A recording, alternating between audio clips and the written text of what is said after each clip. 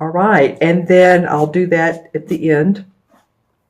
And then also the reading is the three cards is your environment, what's changing, and the outcome. And I can already see, this has been real interesting doing this particular spread because as for Sagittarius, the change was really a change. So I'll go ahead and start the reading with you guys. The first card you have is a major arcana card. It's the Lover's card. And within the Lover's card, there's, harmony. Obviously, this card to me represents two people who are in a committed partnership or relationship. It usually means romantic. It can be a partnership of seeing eye to eye on maybe, you're just really close to this person. This could be, like, say, if you're female, this could be a great male friend, and it's like you guys are soulmates, and you can always turn to this person for advice or talk to them about what's going on in your life with your other girlfriends or with your boyfriend, or vice versa, whichever sex you are. But this is just a committed, deep bond relationship. So this starts off at the beginning of your reading, Leo. So for some of you, it's going to be about romance. For some of you, it's going to be just a real close connection, a bond. And if it's a romance, then, you guys can discuss things together. And I feel like you're making some decisions together. You're making decisions it can't even be as much as making a decision to stay together. It can be that, or you're making plans to, build your relationship in a different way. You're seeing a therapist, or you're building the relationship to put a foundation underneath it so that it won't crumble. Or you're making actual plans to build a house or something like that. But I feel like that there is a deep commitment which shows up at the beginning of your reading. All right. And you guys, the reason I do these readings is, people say, well, yeah, okay, so what? Well, it's just helpful to know if, in fact, this resonates with you. Now, remember, this is Leo, sun, moon, or rising. Always watch your moon or rising as well, okay?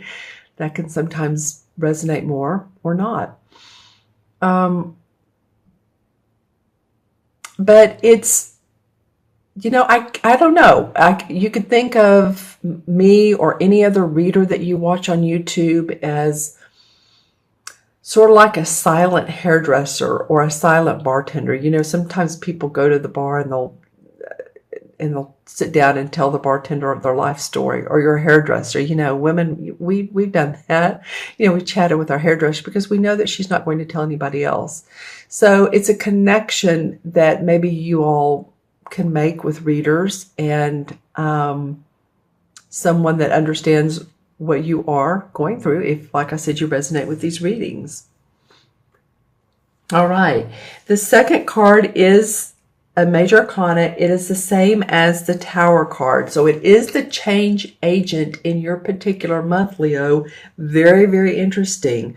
So this card to me means casting off emotional or physical burdens that restrict you from having accomplishment. Because really in life, what are we really looking for? We're looking for accomplishment, whether it's in relationships, or it's in finances, or it's in our spiritual foundation. We're looking for accomplishment and the feeling of achievement, and the feeling that we're secure and we're safe, and that we're doing the right things. This can be a shocking event. This can be a very sudden event that happens, and it culminates into enlightenment. So it's about you releasing. It's about oppression being released. So maybe some of you have felt like there's a burden, but you never felt like you could do anything about it. whether it's financially, whether it's family.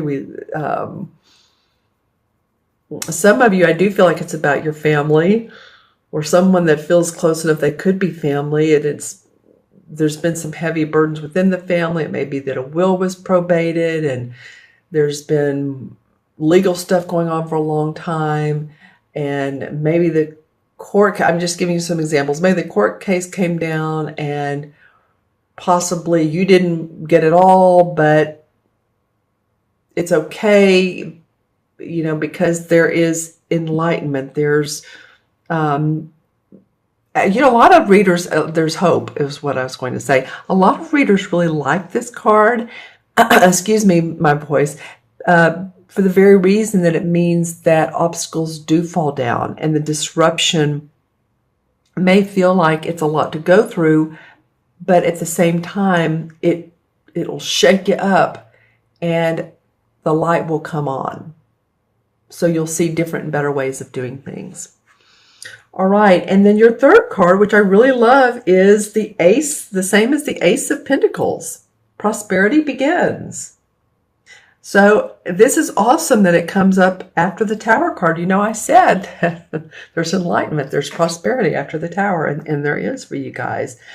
This card can mean huge commercial success, monetary gains, good financial news. So some of you may be hearing about a project that goes through, or a new client comes along and they're like loaded with money, or they want to hire you for their services, or you get a gig. I don't know, a musical gig, or I don't know. It just feels like something comes up for you guys that is going to bring you opportunity for enjoyment, but also for money. And as you can see here, there's two hands coming together. So it does feel like you're joining forces with someone. Doesn't have to be, but I'm just saying this would be the Ace of Pentacles. This does also represent the months of December, January, and February, the Ace of Pentacles. So that can represent some events. Just think about it. It may not resonate with you, but just think about any events or anything that you were working on in the months of December, January, and February. That would be the winter months. All right. Maybe something is starting to come to fruition, literally. See the fruits during those months, in and around what went on during those months, whatever you were trying to achieve. It may not happen exactly in May, but it could, but you're starting to see how it's going to unfold. Okay, so now I'm going to pull a chakra card. Okay, I feel like the top one. Wow, let's just do it. Okay. Didn't even want to shuffle for you guys. It just felt like pull the first card. Well, the card is the third eye chakra, and the third eye is the forehead, or the in between, our eyebrows on our forehead.